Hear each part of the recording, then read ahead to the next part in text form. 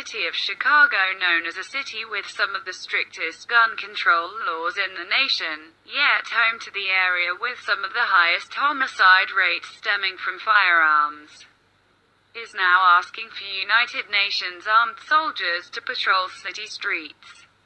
Mayor Rahm Emanuel has declared the city of Chicago to be a Trump-free zone, and now he wants armed foreign soldiers to police Chicago, all because he hates President Trump.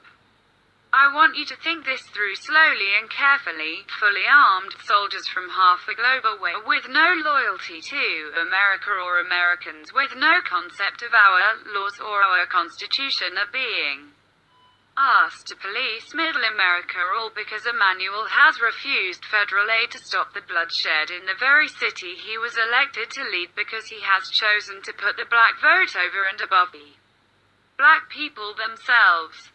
Yet, President Trump's telling Chicago he would deploy the National Guard to patrol on the streets of Chicago to tackle the city's violence problem attracted widespread ridicule earlier this year. So let's invite the United Nations instead. Chicago police have been unsuccessful thus far in showing any demonstrable progress in reducing crime. Homicides are slated to top 600 again this year.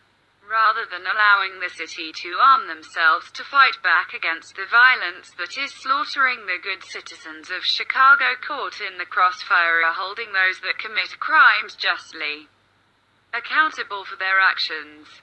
Cook County Commissioner Richard Boykin is proposing this preposterous plan to seek international help by appealing to the United Nations to meet with minority communities. He flew to New York on Thursday to discuss what he described as a quiet genocide in Chicago's black community with the UN's Assistant Secretary General for Peace-Building Support, Oscar Fernandez Taranco. Boykin states, the United Nations has a track record of protecting minority populations. There was tribal warfare between the Tutsis and the Hutus in Africa, and they deployed peacekeeping troops there to help save those populations and reduce the bloodshed. We have to do something. Black people in Chicago make up 30% of the population, but 80% of those who are killed by gun violence. Look. This gun violence in Chicago is still out of control. Quite frankly, we've got too many young people of color who are being killed by gun violence. And of course it's a genocide that's not being talked about nationwide or even here in Chicago. Boykin was exceedingly vague on exactly what it is he proposes the United Nations forces do once they arrive in Chicago. But proclaimed city and state leaders must make a total commitment to eliminating poverty, improving job opportunities and improving schools. Apparently, if soldiers are from a foreign land wearing the sky blue helmets of United Nations peacekeepers, it is all going to magically improve.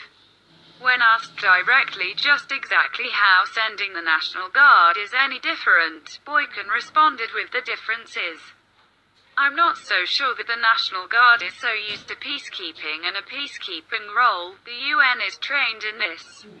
Meanwhile, Emmanuel is attempting to claim success in Chicago on this front by citing improvements in the school system, new companies hiring in Chicago, and the number of fatalities in the particularly violent neighborhood of Englewood is down. Emmanuel states, there was a story the other day in the paper about people feeling different about what's happening.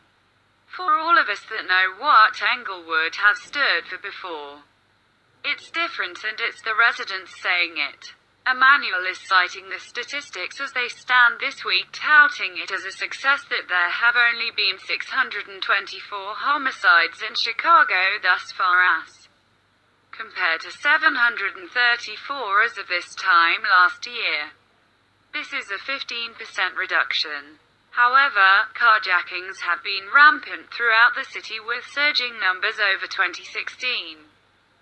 The Chicago Police Department states they are aggressively responding and making more arrests. However, it is a very difficult issue, as police say the vast majority of the carjackings in question involve juvenile offenders. Juveniles are treated very differently in the justice system. Emanuel claims the city plans to add over 1,000 new police officers to the city's police force, as well as adding additional after-school programs serving an additional 115,000 kids. A summer jobs program to serve an additional 31,000, and another 7,500 to be added to mentoring programs. What Emanuel failed to mention is just how the city of Chicago and the state of Illinois, on a collision course with unsustainable debt, expect to be able to fund these programs. Emanuel states of his intentions to add these programs. The goal is to make sure that we're not only reducing gun violence, but then giving our kids access to the type of mentoring and support so that they have a different choice in life.